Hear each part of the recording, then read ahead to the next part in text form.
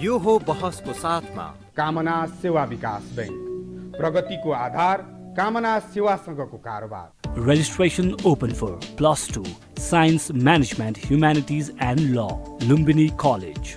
गर्वैदेखि बलियो भूगर्भ सिमेन्ट। म पनि आजै नेपाल टेलिकमको एन्टी फाइबर सेवा लिन्छु। नेपाल टेलिकम, राष्ट्रको सञ्चार।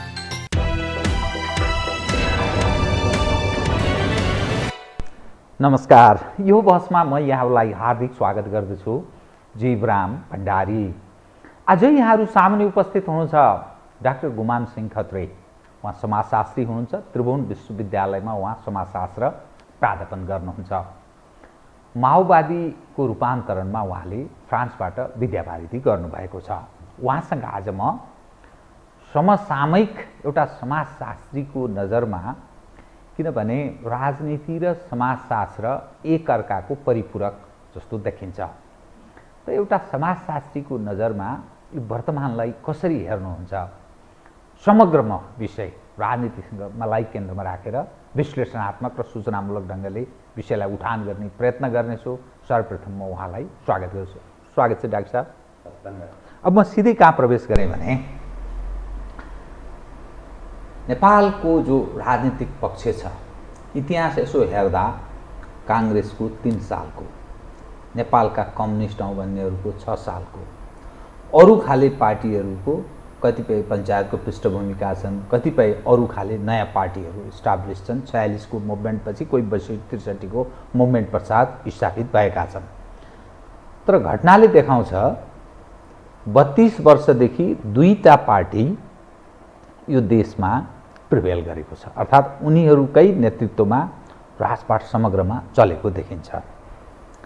नेपाली काङ्ग्रेस र कम्युनिस्ट हौँ भन्नेहरू 9-10 महिना राजा ज्ञानेन्द्रको सक्रिय कार्यकाललाई चाहिँ त्यहाँ अलिकति जोड्न सकिन्छ।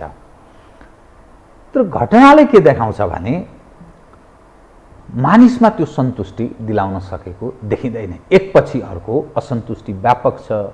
विगतमा पनि परिवर्तनका पटक पटकका त्यो 8-10 वर्षमा परिवर्तनका प्रयत्नहरू भएका, पछिल्लो समयमा पनि त्यो असन्तुष्टि बढ्दै बढ्दै बढ्दै गएको देखिन्छ। फेरि विकल्प यो हो भनेर ठ्याक्कै खुट्टिएर आएको पनि केही त्यस्तो देखिँदैन।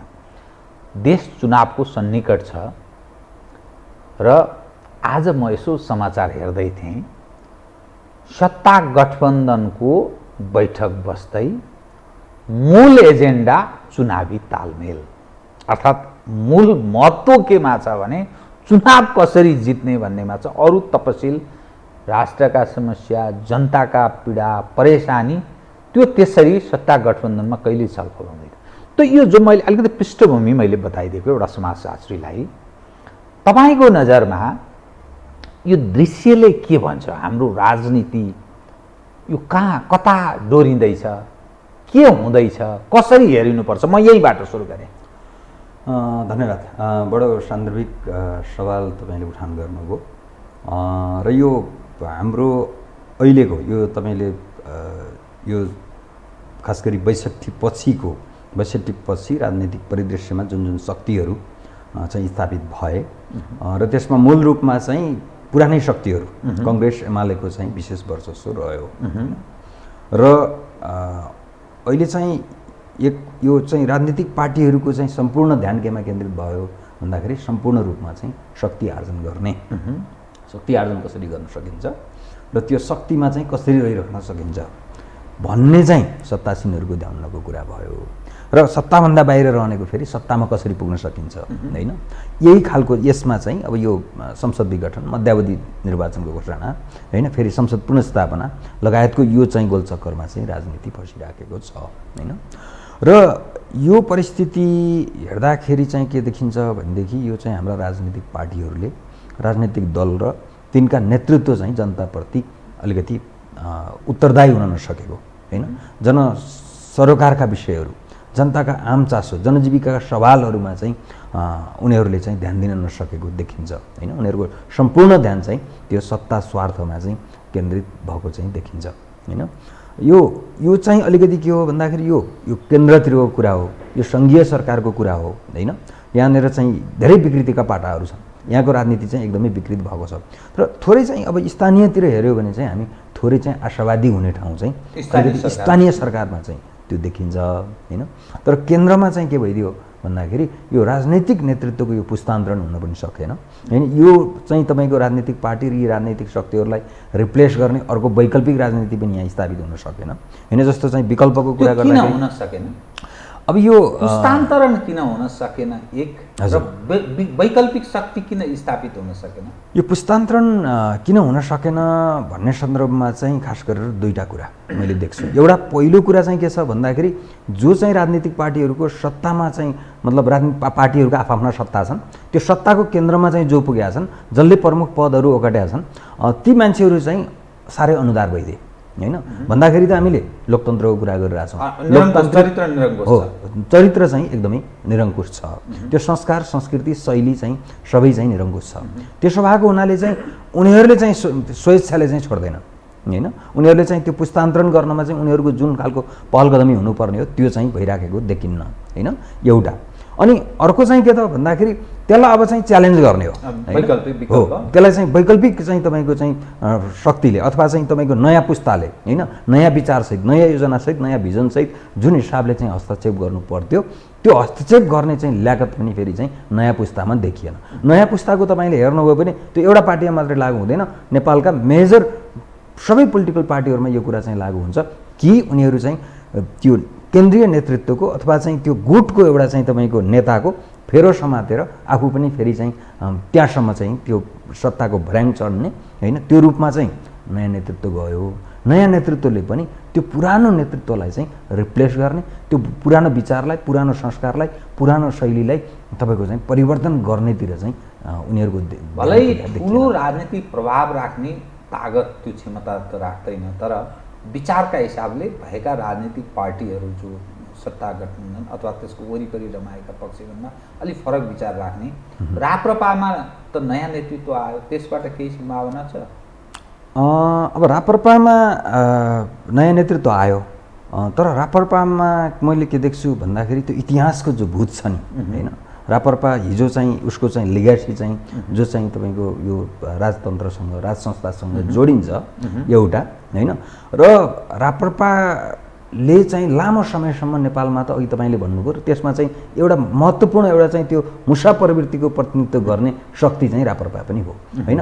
राप्रपाको नाममा हिजो चाहिँ तपाईँको जे जस्ता चाहिँ तपाईँको चाहिँ गलत हरकतहरू गरियो होइन, त्यो हरकतका कारणले गर्दाखेरि पनि त्यो लिगेसीका कारणले गर्दाखेरि पनि मलाई के लाग्छ भन्दाखेरि अहिले त्यो नयाँ आइहाल्दाखेरि चाहिँ त्यसमा नयाँ नेतृत्व आइहाल्दाखेरि त्यसले चाहिँ कुनै चाहिँ तपाईँको विकल्प दिइहाल्छ भन्ने चाहिँ मलाई लाग्दैन। अहिलेकै चुनावबाट आउने चुनावबाट तपाईँको चाहिँ वैकल्पिक शक्तिमा चाहिँ उनीहरू स्थापित हुन्छन् भन्ने मलाई लाग्दैन होइन। जस्तो त्यो एउटा पाटो के भयो भन्दाखेरि राजेन्द्र लिङ्गदेनहरू तपाईँको नेतृत्वमा आएको देखियो, तर अर्कोतिर फेरि के भयो भन्दाखेरि सँगै फेरि तपाईँको चाहिँ कमल थापाहरूले पार्टी चाहिँ त्यो विभाजन नगरेको भने पनि तपाईँको विभाजन औपचारिक रूपमा नगरे पनि त्यो एक खालको विभाजन नै हो होइन। भन्दाखेरि मूल रूपमा चाहिँ त्यो शक्तिमा पनि के देखिन्छ भन्दाखेरि एउटा तपाईँको क्षयीकरण त भयो होइन। र त्यो क्षयीकरण के हो त भन्दाखेरि अरू पार्टीमा जुन खालको क्षयीकरण छ, जुन खालको प्रवृत्ति छ, त्यो चाहिँ त्यसको पनि त्यहाँनिर पुनरावृत्ति हो एउटा। दोस्रो कुरा के छ भन्दाखेरि अब मैले हेर्दाखेरि चाहिँ अब आजको सन्दर्भमा चाहिँ तपाईँको राजतन्त्रप्रति चाहिँ जनतामा त्यति मोह छ भन्ने मलाई लाग्दैन, मोह छैन होइन। अब चाहिँ तपाईँको चाहिँ राजतन्त्र राज संस्थालाई चाहिँ पुनर्स्थापित गर्छु भनेर आउने शक्ति चाहिँ तपाईँको त्यो जे जस्ता कारणहरूले भए पनि तपाईँको चाहिँ स्थापित हुन र यो चाहिँ वैकल्पिक शक्तिको रूपमा चाहिँ उदाउने सम्भावना चाहिँ मैले कम देख्छु। तपाईँले अघि भन्नुभयो राजनीतिक नेतृत्व जो लामो समयदेखि सत्ता पकड जमाएर बसेको छ, जन उत्तरदायी यो भएन। हजुर, त्यसकारण यो आशय तपाईँको यो अलोकप्रिय भयो, राष्ट्र र जनताप्रति बेइमानी गरिरहेछन् तपाईँ जो भनिरहनु भएको छ। त्यसका बावजुद पनि उसलाई निरन्तर सत्ता प्राप्ति कसरी भइरहेको छ, जनता कसरी उसको अनुयायी भएर हिँडिरहेको छ, कसरी त्यो सङ्गठित तागत उसलाई आर्जन भएको छ?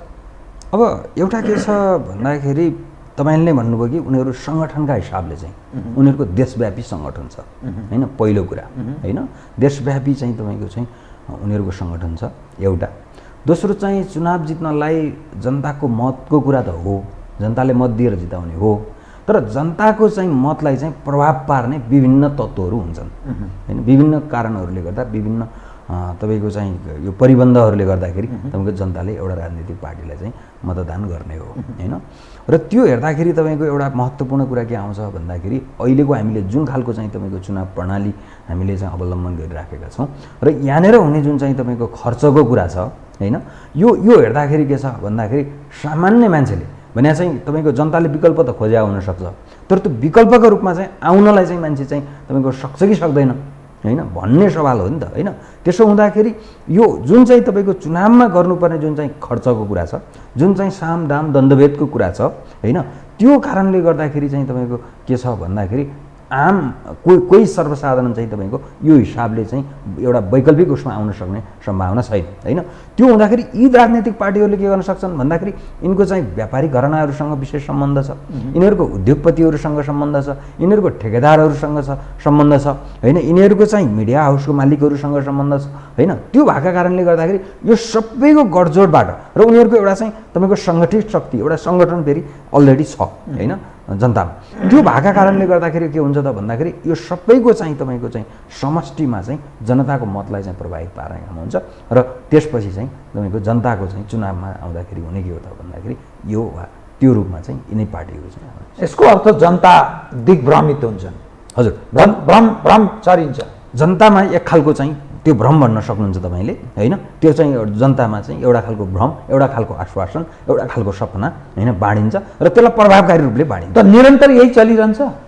यसको अर्थ के सिन्डिकेट जस्तो अर्थात् राज्यको सारा साधन र स्रोतलाई कब्जा गरेपछि त्यो निरन्तर यो सिन्डिकेट कायम रहिरहने भयो, लामो समय चल्छ यो खाले चाहिँ सिन्डिकेट। अब तपाईँले हेर्दाखेरि यो सिन्डिकेट तोडिने सम्भावना एउटा चाहिँ अब 62-63 भनेको तपाईँले अगाडि पनि हेर्नुभयो भने अहिले जुन राजनीतिक पार्टीहरूको कुरा गरिरहनु भएको छ ती राजनीतिक पार्टीहरू यो 46 देखि तपाईँको 62-63सम्म आउँदासम्म यी पार्टीहरू भने चाहिँ के हो भन्दाखेरि एक हिसाबले चाहिँ जनतामा चाहिँ डिस्क्रेडिटेड भएका चाहिँ फोर्सेसहरू हुन् होइन।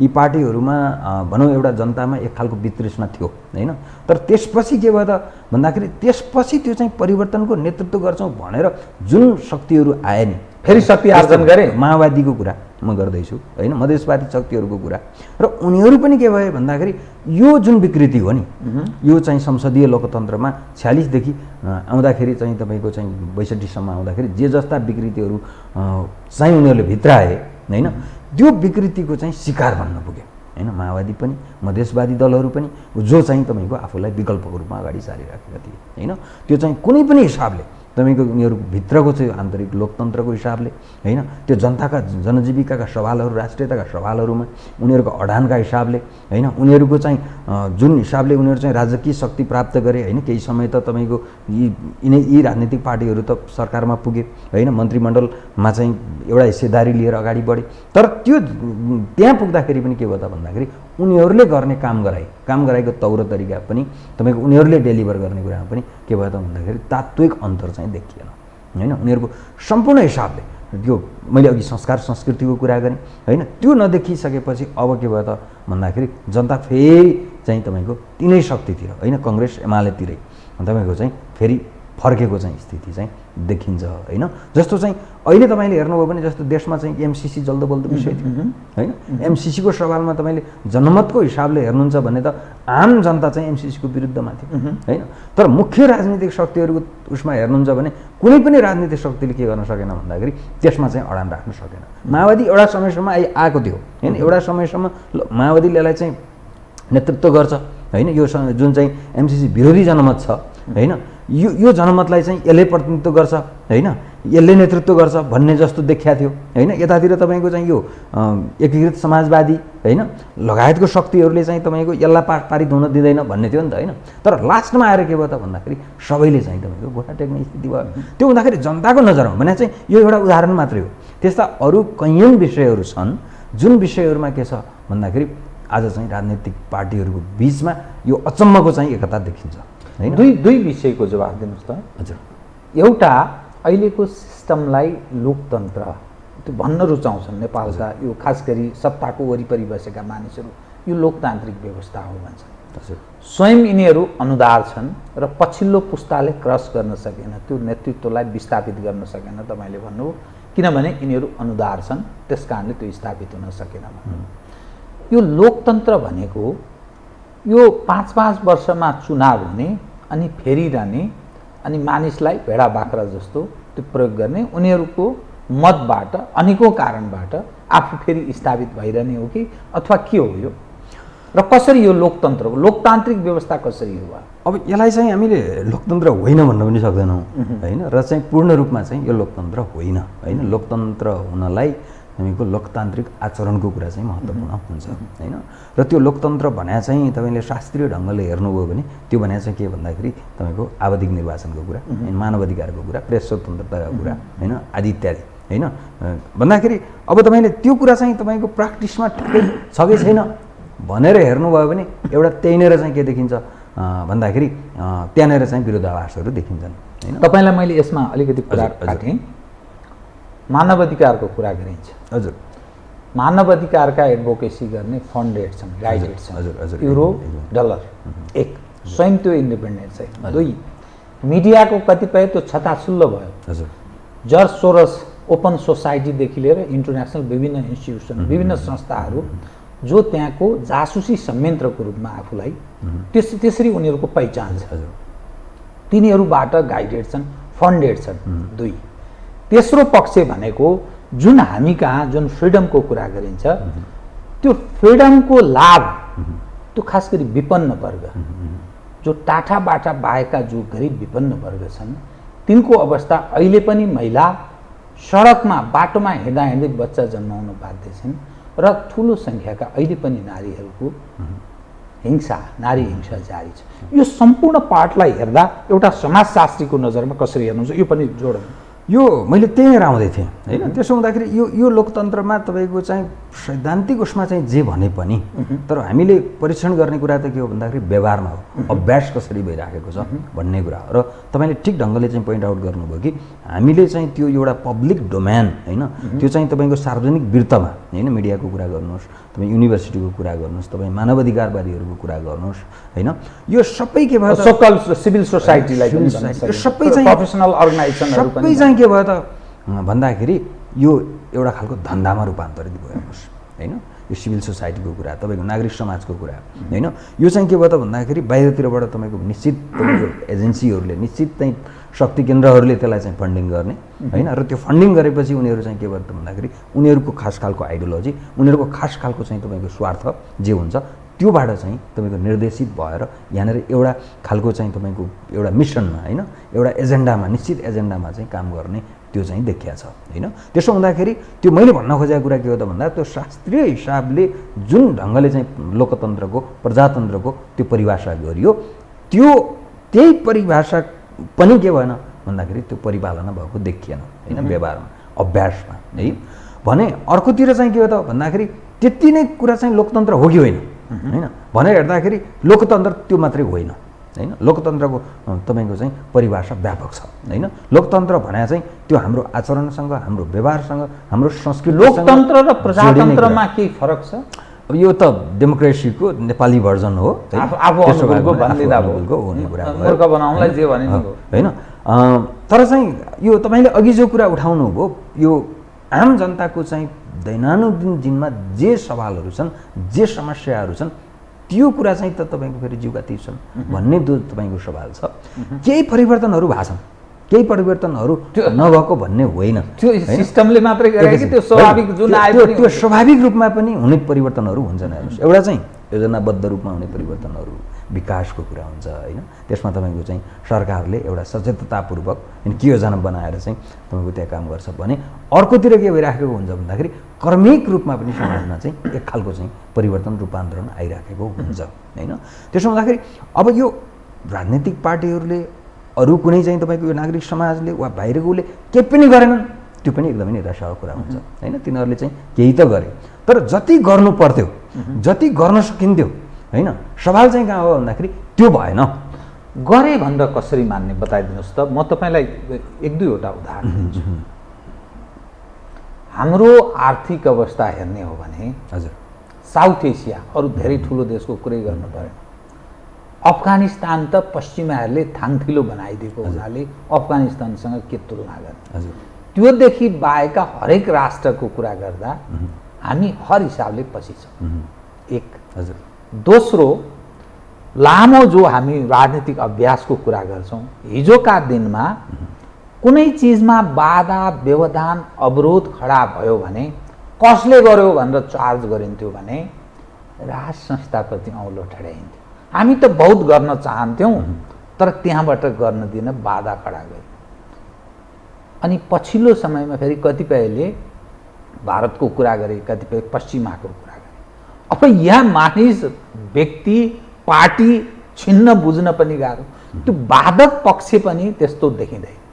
तर हाम्रो जुन गरिबीको अवस्था छ, जुन खालको बेरोजगारी छ, विदेश जान बाध्य हुने स्थिति छ र आन्तरिक झन्झन ठुलो विकराल गरिब र धनी बीचको दूरी बढ्दैछ र जसरी दलहरू सिन्डिकेट खडा गरेर राज्यका सारा सम्पूर्ण साधन र स्रोत कब्जा गरेर सत्तालाई, आफ्नो शासनलाई निरन्तरता दिन चाहन्छ, यसलाई योजनाबद्ध ढङ्गले जनता र राष्ट्रका लागि गर्यो भनेर मान्ने हामीले यही सन्दर्भमा एमसिसी जोड्न सकिन्छ। आधा जनसङ्ख्या भन्दा ठुलो सङ्ख्या एमसिसीको खिलाफमा थियो तर राजनीतिक दलले पारित गरे। अब त्यो जो जनमत छ नि, त्यो विरोधी जनमत, त्यो के पार्टीलाई नि पार्टीकै अनुयायी हुन्छन् कि अथवा त्यो के हुन्छ? भोलिका दिनमा बिर्सन्छन् मान्छेले कि मानिसको त्यो स्मृति अलिक कमजोर हुन्छ के? यो हाम्रो नेपालीहरूको चाहिँ यो स्मृति चाहिँ अलिक कमजोरी छ भनिन्छ होइन, तपाईँले भन्दाखेरि चाहिँ ठ्याक्कै होइन। तर चाहिँ यो चाहिँ मैले तपाईँलाई चाहिँ राजनीतिक पार्टीहरूले केही नगरे पनि होइन भनेर जो भने, तपाईँले कम्पेयर गर्नुभएको, तपाईँले जे चाहिँ परिदृश्य यहाँ प्रस्तुत गर्नुभयो त्यसमा चाहिँ मेरो विमति छैन होइन।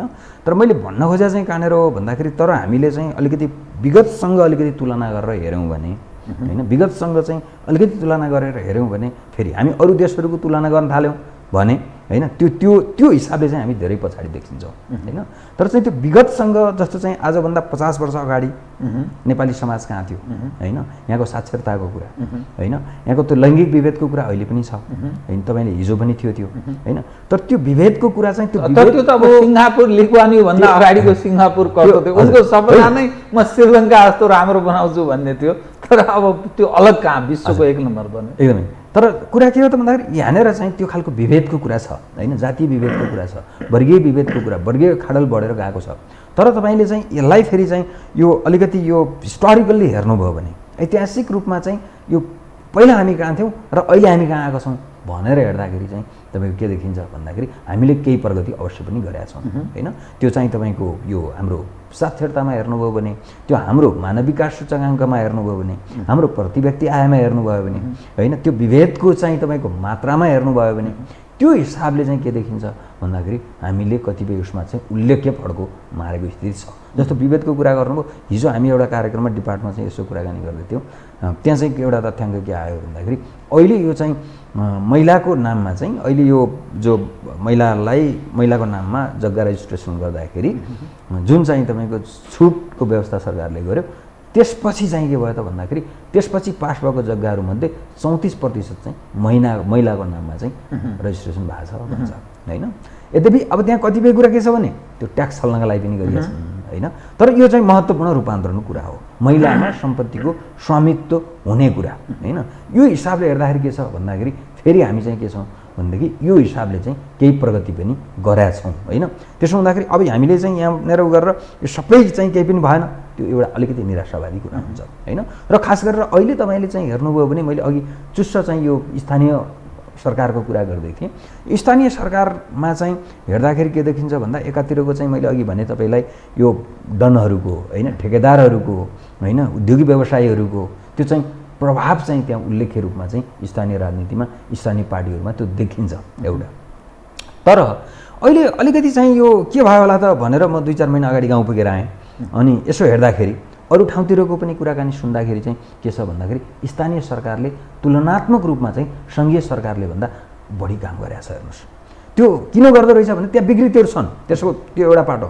तर चाहिँ के त भन्दाखेरि काम गर्ने हिसाबले हेर्दाखेरि तपाईँको हिजोको चाहिँ हामी कुन समय कुन परिस्थितिबाट गुजेर आयौँ भनेर भन्दाखेरि, हिजो त हामी चाहिँ कर्मचारीहरूले या चाहिँ हाम्रो सरकार त्यो स्रोत कहाँबाट जुटाएको छ स्थानीय सरकार?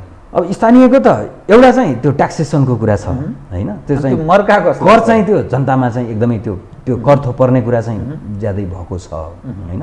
तर तपाईँको चाहिँ त्यहाँनिर चाहिँ केही काम तुलनात्मक रूपमा चाहिँ मैले के भनिरहेको छु भने सङ्घीय सरकारमा चाहिँ जे जस्ता विकृतिहरू छन् त्यो विकृतिबाट चाहिँ अलिकति मुक्त देखिन्छ। एकजना पर्यावरणविद भन्दै थिए वातावरणसँग सम्बन्धित, हजुर, सरर माथिबाट हेलिकप्टरबाट हेरेको नेपालका जङ्गलहरू सबै हजुर हलोले कोतरेको जस्तो बाटाहरू, न त्यहाँ मोटर हिँड्न सक्ने अवस्था छ। मोटर हिँड्ने भनेको त्यो चाहिँ मृत्युलोकको यात्रा जस्तो छ, तर सबै कोतरिएका छन्, पहिरो गएको छ र त्यो वातावरण त्यो पर्यावरण पक्षलाई ख्याल गरिएको छ यसो भन्छन्। अर्कोतर्फ जो गाउँको जो डेभलपमेन्टको कुरा गर्दा ती स्थानीयवासी आजित छन् स्थानीय सरकारलाई, प्रदेश सरकारलाई अनि केन्द्रको सरकार अलग अलग अलग त्यो कर तिर्नुपर्ने त्यो बाध्यात्मक अवस्थाबाट गुज्रेको पीडा व्यक्त गर्छन्।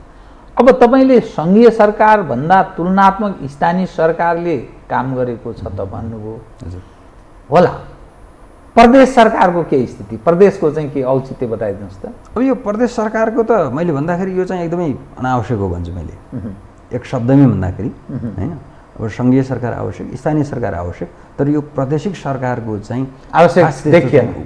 हजुर, त्यो त्यसको चाहिँ उपयोगिता त्यति चाहिँ पुष्टि हुन सकेन यो 5 वर्षको दौरानमा होइन। र त्यो फेरि पनि मैले तपाईँले चाहिँ अघि भन्नुभएको त्यो विकृतिहरू स्थानीय सरकारमा त्यो छन् हेर्नुहोस् होइन। त्यो अलिकति भ्युटारको कुरा आइरहेछ होइन। त्यो भ्युटार बनाउने पनि अधिकांश के हुन् भन्दाखेरि स्थानीय सरकारहरू हुन्। त्यो कहीँ न कहीँ किन बनाउँछन् त्यस्तो? कहीँ न कहीँ जहाँ डाँडै डाँडा छ, एउटा डाँडाबाट अर्को डाँडा हजुर देखिन्छ, त्यो माथि भ्यू टावर के तुक? अब त्यो यो एउटा चाहिँ त गहिरो ठाउँमा भए भ्यू टावर यो हाम्रो चाहिँ यो विकास बारेको होइन, एउटा हाम्रो चाहिँ यो भिजनको हाम्रो सोचको होइन यो समस्या हो हेर्नुहोस्। विकासलाई कसरी हेर्ने, केलाई विकास मान्ने भन्ने कुरा। अर्को चाहिँ के भयो भन्दाखेरि यो खाले भ्युटारहरू यो खाले ऊ चाहिँ गर्दाखेरि के हुन्छ भन्दाखेरि त्यहाँनिर चाहिँ निश्चित त्यसको चाहिँ आर्थिक स्वार्थ चाहिँ त्यहाँ लुक्या हुन्छ, कमिसन होइन, कमिसनको कुरा होइन। त्यो हिसाबले पनि बेइमानी तपाईँको चाहिँ यो होला होइन। तर तपाईँले चाहिँ भन्नुभएको कुरो बाटोघाटो तपाईँले त एकदमै म त्यसमा एग्री गर्छु होइन। एकदमै त्यो कुनै पनि ठाउँ चाहिँ खन्नलाई बाँकी छैन होइन। प्रत्येक वार्डमा प्रत्येक इन्जिनियरिङ छैन। त्यो डोजर मालिक चाहिँ इन्जिनियर हो होइन। त्यो डोजर मालिक, डोजर चालक भनौँ न, मालिक होइन, डोजर चालक जो छ त्यो चाहिँ इन्जिनियर हो होइन। उसले चाहिँ जता चाह्यो त अराजकहरूको हातमा यो देशको सत्ता परेको छ। यसको जे पाए त्यही मन परिछ, त्यसमा नियन्त्रण त्यो चाहिँ एउटा भयो। तर सँगै चाहिँ के छ भन्दाखेरि खानेपानीको कुराहरू भएको छ होइन। स्वास्थ्य चौकीहरू बनाएका छन्, त्यो सबै ठाउँ बन्न नसक्या होला होइन। कम्तीमा पनि जनतालाई अलिकति चाहिँ नजिकबाट चाहिँ एउटा सेवा सुविधा मिलेको छ, त्यो चाहिँ त्यसको सकारात्मक पाटो हो हेर्नुहोस् होइन। र अब यो यहाँनिर चाहिँ यो जो विकृतिहरू छ नि, त्यो विकृतिहरू के हुन्छ भन्दाखेरि लोकतन्त्रको निरन्तर अभ्यास गर्दै जाँदाखेरि मलाई लागेको कुरा होइन। यदि चाहिँ स्थानीय स्तरमा अब सङ्घीय उसमा चाहिँ के गरेछ, कसो गरेछ, पर्टिकुलर एउटा प्रतिनिधिले भन्ने कुरा चाहिँ जनताले त्यति धेरै वाच गर्न नसक्ला। तर त्यो स्थानीय स्तरमा चाहिँ के हुनसक्छ भन्दाखेरि यो जनताले चाहिँ त्यहाँ वाचडकको भूमिका चाहिँ यही तरिकाले त्यो निरन्तर लामो अभ्यासपछि परिवर्तन आउन सक्छ त? मलाई के लाग्छ भने स्थानीय उसमा चाहिँ होइन। अब यो सङ्घीयता, यो सङ्घीय सरकारमा चाहिँ यो विकृतिको चङ्गुलमा फर्सिएको छ सङ्घीय सरकार। चेन्ज गर्न सक्दैन, स्थानीयमा मानिसलाई ढाडस दिने, आकर्षित गर्न सक्दैन। स्थानीयमा हेर्दाखेरि चाहिँ तपाईँको के देखि यतातिर चाहिँ त्यो खालि सम्भावना अहिले भर्खरलाई देखा पर्दैन होइन। तर स्थानीयमा हेर्दाखेरि के हुन्छ भन्दाखेरि आज चाहिँ त्यहाँनिर एउटा प्रतिनिधिले चाहिँ गलत गरिराखेको छ भने त्यो जनताले के गर्न सक्छ भन्दाखेरि त्यो त त्यहाँ देखिरहेछ नि जनता होइन। त्यहाँ भइराखेको भ्रष्टाचार, त्यहाँ भइराखेको अनियमितता होइन, त्यहाँनिर भइराखेको चाहिँ तपाईँको यो विकृति विसङ्गतिहरूको जो कुरा छ त्यसलाई त स्थानीय जनताले चाहिँ प्रत्यक्ष रूपमा चाहिँ देखिराखेको। तर के भन्छन् भने नि, त्यसो भएर त्यहाँनिर मेरो चाहिँ जोड कहाँनिर हो भन्दाखेरि त्यहाँनिर वैकल्पिक नेतृत्व आउन सक्ने सम्भावना हुन्छ होइन। र यहाँनिर जुन 2-3टा पार्टीहरूको चाहिँ खास कार्टेलिङ छ नि केन्द्रीय उसमा, तर स्थानीयमा त्यो चाहिँ तपाईँको अलिकति विविधता हुनसक्छ होइन। जस्तो तपाईँले चाहिँ अब भनेको एउटा कुनै पर्टिकुलर जिल्लामा जानुभयो भने त्यहाँ एउटा पार्टीको सरकार हुनसक्छ होइन, भने अर्कोमा जाँदाखेरि अर्को पार्टीको सरकार हुनसक्छ होइन, अर्को लोकल युनिटमा जाँदाखेरि अर्को पार्टीको, त्यसो हुँदाखेरि त्यहाँ अर्को जातिको होइन, अर्को वर्गको। त्यसो हुँदाखेरि यसले के गर्छ भन्दाखेरि समग्रमा चाहिँ एउटा सरकारहरू, स्थानीय सरकारहरूले त्यो विविधताको पनि अलिकति चाहिँ प्रतिनिधित्व गर्छन् होइन। र तपाईँको एउटाले चाहिँ राम्रो गरेन भने त्यो चाहिँ अर्को पटक चाहिँ चुनिएर आउने कुरा स्थानीय स्तरमा चाहिँ अलिकति गाह्रो देख्छु मैले होइन। जस्तो अहिले तपाईँ चाहिँ जति मेयरहरू भए होइन नगरपालिकाका ती मेयरहरू तपाईँले अर्को पटक हेर्नुभयो भने अधिकांशमा चाहिँ नयाँ मान्छेहरू आउँछन् मलाई त्यो लाग्छ नयाँ आउँछ फेरि उडुस जस्तो फेरि उम्मेदवार होइन तिनीहरू अलिकति माथिपट्टि जान्छन् होइन वा केही गर्छन् तर तिनीहरूले एउटा टिकट नपाउने सम्भावना देख्छु मैले अर्को चाहिँ टिकट पाइहाल्दाखेरि पनि यदि तिनले चाहिँ त्यो सहीभन्दा गलत बढी गरेका छन् भने त्यसलाई चाहिँ तपाईँको अर्को पार्टीको वा चाहिँ सोही पार्टीको चाहिँ उम्मेदवारले पराजित गर्ने सम्भावना मैले देख्छु होइन 32 वर्षदेखि हजुर यही पार्टी त छ तर स्थानीय सरकारको चाहिँ अलिकति फरक हो होइन पहिला पनि स्थानीय संयन्त्र त थियो होइन त्यो विविध कारणले त्यहाँ इन्टरप्सनहरू भए होइन जस्तो तपाईँले भन्नुभयो भने हामीले एउटा लामो द्वन्द्वको प्रक्रियाबाट गुज्रेर आयौँ त्यो द्वन्द्वको अवधिमा चाहिँ हाम्रो स्थानीय सरकारहरू कामयाबी हुन सकेनन् होइन एउटा त्यहाँनिर अर्को चाहिँ तपाईँले अघि ज्ञानेन्द्रको प्रत्यक्ष शासनकालको कुरा गर्नुभयो त्यो बेला पनि इन्टरप्सन आयो त्यसपछि लामो समयसम्म त स्थानीय स्तरमा त कर्मचारीबाट चल्यो नि त स्थानीय संयन्त्र त त्यो कसले गराएको थियो अब त्यो कसले गरायो भन्दा त अब यी सबै चाहिँ राजनीतिक शक्तिहरू नेपालका सबै चाहिँ यिनी अब यो राजादेखि लिएर राजनीतिक पार्टीहरू सबै चाहिँ त्यसमा चाहिँ जिम्मेवार छन् होइन र तपाईँको तर यसको के हो त भन्दाखेरि यदि चाहिँ तपाईँको त्यो चाहिँ स्थानीय संयन्त्रले स्थानीय सरकारहरूले राम्रोसँग काम गर्न पाएको भए त्यसले निरन्तरता पाएको भए के हुन्थ्यो भन्दाखेरि अहिलेभन्दा चाहिँ यो हाम्रो सङ्घीय सरकारहरू पनि फरक हुन्थ्यो होला जस्तो मलाई किन लाग्छ भने त्यहाँनिर एउटा नेतृत्वको अभ्यास हुन्थ्यो क्या होइन केही राम्रो गर्ने मान्छेहरू त्यहाँबाट त्यो अभ्यासबाट चाहिँ खारिएर आउँथे गाउँको कुरा गर्दा के भनिन्छ भने झन्नै हजुर महिनामा हजुर 50,000 भन्दा बढी सङ्ख्याका युवा युवती नेपाली हजुर विदेश जान्छन् मैले किन यो दाबी गरेको भने कार्तिक महिनामा मात्रै 51,000 प्लस त्यो छ युवा युवती रोजगारीका लागि खाडी मुलुक लगायत कतिपय देशमा गए त्यो रेकर्ड छ गाउँमा त्यो नयाँ खाले नयाँ अलिकति सोच राख्ने अलिक ताजा मस्तिष्क भएका त्यो युवा युवतीको अभाव छ तराईमा पनि अहिले समग्रमै युवा पुस्ता सब गल्फ कन्ट्रीतिर तपाईँ यो विभिन्न ठाउँमा हेर्नुहोस् मेन पावरको अगाडि विशाल भिड छ वैदेशिक रोजगारीमा जानेको विशाल जुलुस एक जुलुस जस्तो त्यो अनुहार दृश्य त्यस्तो देखिन्छ एकातर्फ यो छ दोस्रो जुन गाउँमा छन् गाउँमा बस्ने मानिसहरू सिनियर सिटिजन बाल बालिका एकदम थोरै सङ्ख्यामा सबै सहरतिर केन्द्रित छन् कोही सदरमुकाममा छन् कोही सहरतिर छन् अधिकांश ठुलो सङ्ख्याका मानिसहरू राजधानीमा केन्द्रित छन् जुन त्यो स्वाभाविक परिवर्तन हुँदै हुँदै जो जान्छ भनिरहनु भएको छ काङ्ग्रेसले दाबी गर्छ मसँग 8-9 लाख क्रियाशील सदस्य छ कम्युनिस्टहरू त्यसै गर्छन् 10-15 लाखको कुरा गर्छन् सबै कम्युनिस्टहरू 15 लाख लगभगको हाराहारीमा सङ्गठित सदस्यको दाबी गर्छन् एमाले लगायत माओवादी केन्द्र सबै गर्दा त त्यो 25-30 लाख जोसँग अरू सबै हेर्दाखेरि झन्डै 30 लाख मानिस राजनीतिबाट गुजारा गर्छन् राजनीतिलाई आधार बनाएर दाल भात खान्छन् अरू ठकठाक पनि गर्छन् अर्थात् उनीहरूको आधार भनेको जिउने राजनीति मात्रै अरू काम केही गर्दैन त्यो सङ्गठित तागतसँग त्यो असङ्गठित पछाडि परेको त्यो सिनियर सिटिजन बालबालिका र केही रहेका मानिसहरूले कसरी भेट्छ र तपाईँ स्वाभाविक ढङ्गले नयाँ परिवर्तन तपाईँले सिन्डिकेटको पनि कुरा गर्नु कसरी परिवर्तन आउँछ भन्न खोज्नु अब त्यसमा चाहिँ तपाईँले भन्नुभएको त्यो एउटा परिदृश्य हो होइन तर चाहिँ फेरि अब सबै त्यसरी चाहिँ ढ्याक्कै खाली भइहालेको पनि स्थिति भने अधिकांश गाउँहरूमा तपाईँले हेर्नुभयो भने त्यो सङ्ख्या चाहिँ बढी चाहिँ यो बुढाबुढीहरूको होइन बच्चा बच्चीहरूको महिलाहरूको होइन यो सङ्ख्या चाहिँ तपाईँको बढी देखिन्छ र काम गर्ने युवा शक्ति होइन युवा जनशक्ति चाहिँ तपाईँको विदेशमा भएको स्थिति यथार्थ हो होइन तर के छ भन्दाखेरि गाउँघरमा केही मान्छेहरू छन् फेरि केही पेसा व्यवसाय गरेका होइन सानो सानो चाहिँ पहिला तर त्यो पार्टीमा लागेको छ त्यही सरकारवाला पार्टी होइन सरकारवाला पार्टीमा चाहिँ त लागेको त छ होइन तपाईँले भने जस्तो त्यो 30-40 लाखै मान्छे चाहिँ तपाईँको राजनीतिक पार्टीहरूमा आश्रित भएर सबैले फाइदा लिएको होइन राजनीति लगाएर एकदमै गुमाउने एकदमै डुब्ने मान्छेहरू पनि छन् होइन त्यसमा सबैले चाहिँ त्यहाँ तर मारिरहेछन् भन्ने पनि मिल्दैन होइन तर चाहिँ के छ भन्दाखेरि पार्टीमा लागेका केही टाढाबाटाहरूले के गरिरहेछन् भन्दाखेरि त्यो चाहिँ तपाईँको शक्ति स्रोत होइन सारा कुराको चाहिँ दुरुपयोग गरेको स्थिति चाहिँ यथार्थ हो तर त्यहीँनिर चाहिँ कुरा के हुन्छ भन्दाखेरि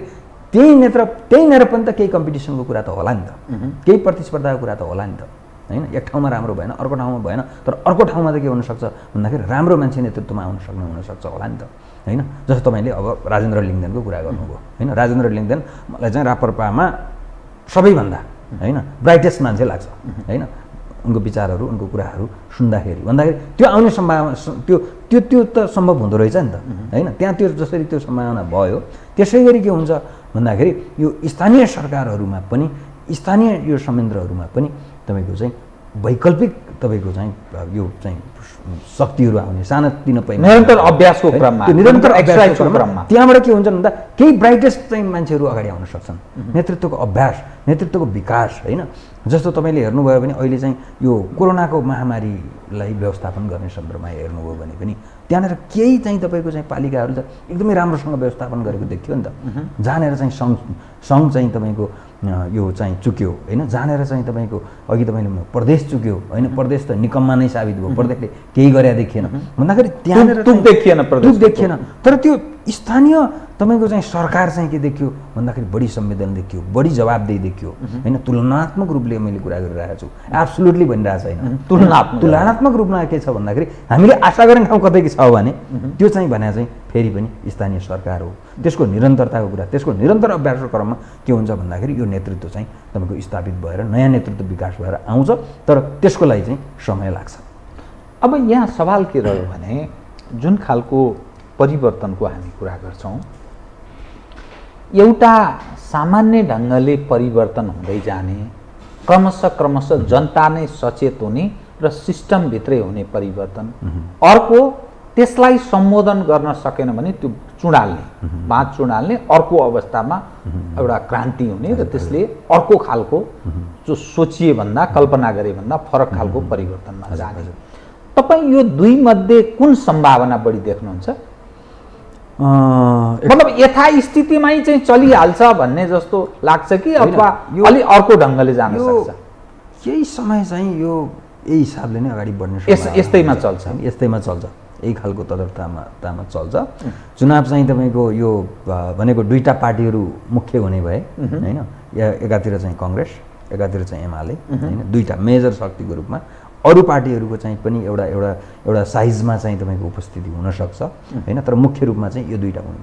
तर के हुने भयो त भन्दाखेरि यो दुईवटामा जुन आउँदाखेरि पनि तपाईँको परीक्षण भइसक्यो र चाहिँ खास केही त्यो नयाँपन होइन, केही चाहिँ नयाँपन आउला होइन भन्ने चाहिँ चुनाव त निराशाजनक हो। किनभने यो चाहिँ तपाईँको एब्सोल्युटली यो के हो भन्दा सङ्घीय सरकारको यो एउटा चाहिँ तपाईँको यो अवश्यम्भावी हो होइन कि तपाईँको दुईवटा मध्ये एउटा पार्टी आउने, जुन आउँदाखेरि पनि कोलिसन गभर्मेन्ट बन्ने र अहिले हामीले जुन नियति बेहोराइराखेका छौँ त्यो नियति फेरि चाहिँ तपाईँको यसको निरन्तर अस्थिरता, निरन्तर फेरि त्यो चाहिँ हुन्छ होइन। तर तपाईँले यतातिर चाहिँ तपाईँको स्थानीयमा हेर्नुभयो भने के हुन्छ भन्दाखेरि यतातिर जुन खाले अस्थिरता हुन्छ, यतातिर चाहिँ सत्ताको जुन छिनाझम्टी हुन्छ नि, त्यहाँ त 5 वर्ष ढ्याक्कै चलायो कि होइन। स्थानीय सरकार त्यो हिसाबले पनि के छ भन्दाखेरि शक्तिशाली पनि छ, त्यसले स्थानीय स्तरमा त्यो स्थिरता पनि दिन्छ हेर्नुहोस् होइन। त्यसो भएको हुनाले हामीले आशा गर्ने ठाउँ फेरि पनि कहाँ छ भन्दाखेरि त्यहाँनिर स्थानीय सरकारसँग हामीले आशा गर्ने ठाउँ छ हेर्नुहोस् होइन, पर्याप्त छ। र अर्को चाहिँ फेरि के छ भन्दाखेरि त्यो स्थानीय सरकारका आफ्ना सीमितताहरू छन्।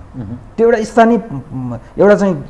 स्थानीय एउटा इकाइमा होइन, एउटा सरकारको तपाईँ एउटा गाउँपालिकाभित्र, एउटा नगरपालिकाभित्र मात्रै के हुन्छ भन्दाखेरि त्यो सीमित हुन्छ, उसले के गर्न सक्छ के गर्न सक्दैन भन्ने कुरा भनेको देशव्यापी रूपमा चाहिँ यसलाई यो जे भइराखेको छ होइन, यहाँ यी विकृतिहरूप्रति चाहिँ मैले नजरअन्दाज गरिराखेको छैन होइन, यसलाई चाहिँ सही भइरहेको भनिरहेको छैन। र यसलाई परिवर्तन गर्नलाई त फेरि चाहिने के हो त भन्दाखेरि राजनीतिक क्रान्ति, राजनीतिक आन्दोलनै हो होइन। र त्यसको लागि चाहिँ के देखियो भन्दाखेरि अब यो केही चाहिँ वैकल्पिक शक्ति आउनु पर्यो। हाम्रो अहिले चाहिँ जसले आफूलाई वैकल्पिक दाबी गरे, जस्तो विवेकशीलको कुरा हेर्नुभयो, साझाको कुरा हेर्नुभयो होइन, अनि अब विवेकशील साझाको अहिले तपाईँले चाहिँ कुरा हेर्नुभयो भने यो पुरानो राजनीतिक शक्तिहरू जसको हामीले कुरा गरिरहेका छौँ, ती शक्तिहरूमा जे तपाईँको चाहिँ विकृति विसङ्गति थियो त्यो चाहिँ त्यहीँनिर देखियो हेर्नुहोस् होइन। ती कति लोकतान्त्रिक हुन सक्यो, अस्ति चाहिँ पार्टी कार्यालयमा हानाहान होइन, तपाईँको तोडफोड होइन, अब त्यहाँ हुँदा त्यो कार्यालय नै बन्द गर्नुपर्ने स्थिति, यो स्थिति त्यहाँ देखा पर्यो होइन। भन्दाखेरि अब के भयो त भन्दाखेरि चाहिँ विकल्प विवेकशीलमा स्वयं विवेक र शील देखिएन, शील पनि देखिएन। त्यसो हुँदाखेरि अब यहाँनिर के भयो त भन्दाखेरि त्यो एउटा चाहिँ वैकल्पिक राजनीति गर्छु भन्नेमा त्यो वैकल्पिक भिजन हुनुपर्थ्यो, त्यो भिजन पनि देखिएन, त्यो एउटा दूरदर्शिता पनि देखिएन होइन।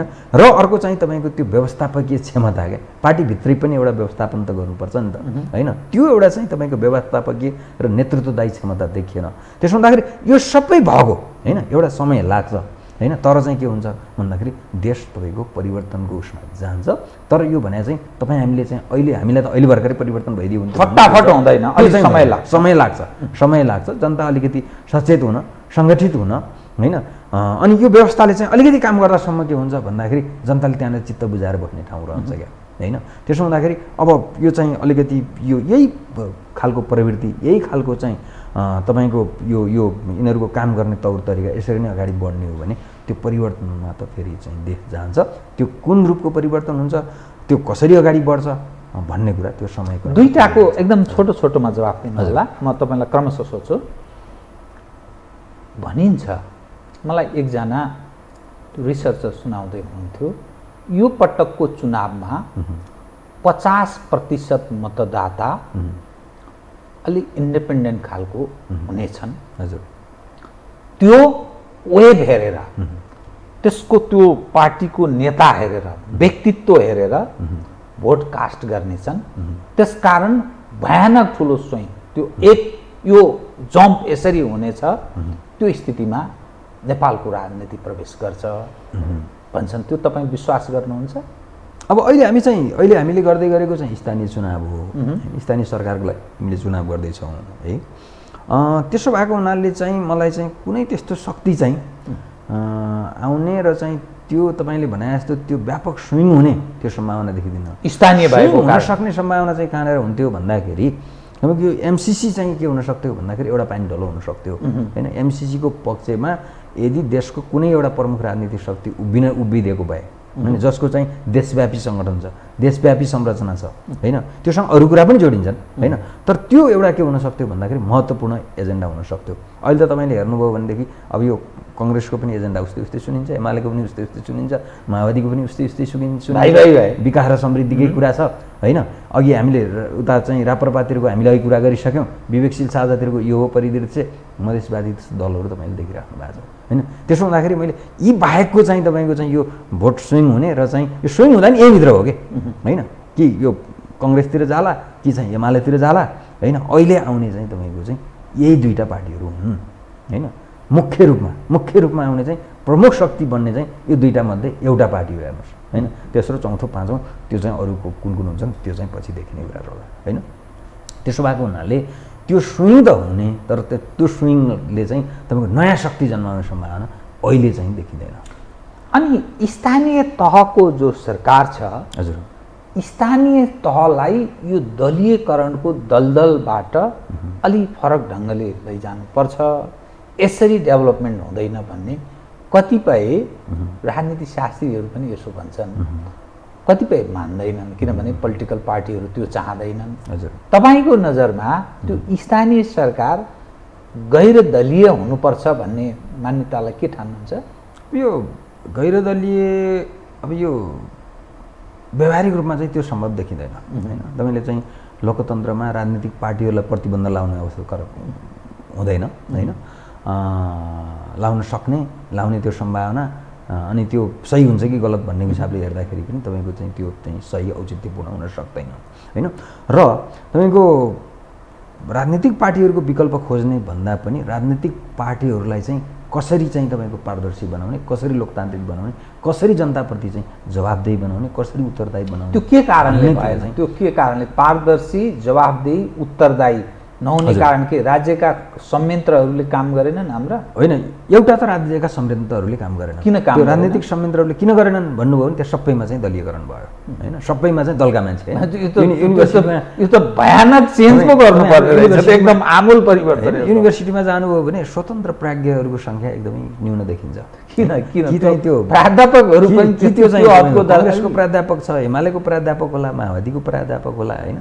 प्राध्यापक छैन, पार्टीको छैन होइन। मिडिया कर्मीहरूको कुरा गरौँ होइन, मिडिया कर्मीहरू पनि तपाईँको चाहिँ त्यो हुन्छ धेरै। आजसम्म चाहिँ मिडिया कर्मी भनेर उगाएर छ, भोलिपल्ट मन्त्रीको पिए बन्न गएको छ होइन। अनि फेरि पर्सि आएर फेरि त्यो मिडियामै आएछ भनेपछि त्यसले चाहिँ तपाईँको हामीलाई स्वतन्त्र एउटा चाहिँ सूचना प्रवाह गर्छ भनेर हामीले कति विश्वास गर्ने होइन। त्यसो हुँदाखेरि अहिले हरेक ठाउँमा हेर्नुहोस् है, अघि तपाईँले हामीले कुरा गर्यो यो शास्त्रीय लोकतन्त्रको कुरा गर्दाखेरि त तपाईँ के हुनुपर्ने हो भन्दाखेरि हाम्रो कार्यपालिका, न्यायपालिका र चाहिँ तपाईँको व्यवस्थापिका होइन, यो तिनवटा त तपाईँको चाहिँ एउटा इन्डिपेन्डेन्ट, त्यहाँनिर चाहिँ तपाईँको यो चेक एन्ड ब्यालेन्सको कुरा हुनुपर्ने। तर के भइरहेछ भन्दाखेरि त्यो राजनीतिक पार्टी त्यहाँ पनि पुगेको छ हेर्नुहोस् होइन। त्यो व्यवस्थापिकामा पनि अब अहिलेसम्म संसद चलाएछ, किन चलाएन भनेर हेर्नुभयो भने त्यो पनि तपाईँको यसको अर्थ सिस्टम असफल छ। किनभने सिस्टमले कार्यपालिकाको कुरा गर्दा डेलिभरी दिन सकिरहेको छैन कार्यकारिणीले। त्यो सरकार छ भन्ने कुरा, त्यो जनता र सरकार बिचको सम्पर्क नै त्यो टुटेको जस्तो देखिन्छ। संसद छ, संसद चल्दैन, जनताका विषयमा छलफल हुँदैन, जनप्रतिनिधि तलब भत्ता सुविधा लिएकै छँदैछन्। न्यायपालिका छ, न्यायपालिकाको जात्रा तपाईँले देखिसक्नुभयो। संवैधानिक निकायहरू छन्, ती कार्यकर्ता भर्ती केन्द्र छ, अनि विभिन्न एकाडेमिक एरियाका त्यो अगुवाहरू छन्, ती सबै कार्यकर्ताले भरेका छन्। त यो त सबै क्षेत्रमा धमिरा लाग्यो भनेर यसरी बुझ्नु पर्यो होइन। समस्याहरू छन्, विकृतिका चाङ छन्, र त्यस विकृतिको मुख्य स्रोत अहिले के हो त भन्दाखेरि दलीयकरण हो होइन। हरेक ठाउँमा दलीयकरण, हरेक ठाउँमा दलीय भागभण्डा होइन। अनि अब यो चाहिँ तपाईँको चाहिँ साँच्चीकै अहिलेको सबभन्दा ठुलो चाहिँ विकृति हो, र हरेक विकृतिको चाहिँ यो स्रोत हो। हेर्नुहोस्, तपाईँको यो सारले के भन्छ भने यही रूपमा चाहिँ चल्न सक्दैन, लामो समय जान सक्दैन। सक्दैन। हस्, धन्यवाद। हस्, विचार राख्ने मौका दिनुभयो, तपाईँलाई पनि धन्यवाद। आदरणीय दर्शकवृन्द, उहाँ हुन्थ्यो डाक्टर गुमान सिंह खत्री, समाजशास्त्री, त्रिभुवन विश्वविद्यालयमा समाजशास्त्रमा उहाँ प्राध्यापनरत हुनुहुन्छ। म सहित मेरो सम्पूर्ण युनिटलाई कार्यक्रमबाट बिदा दिनुहोस्, तर यो टेलिभिजन हेर्दै रहनुहोला। नमस्कार।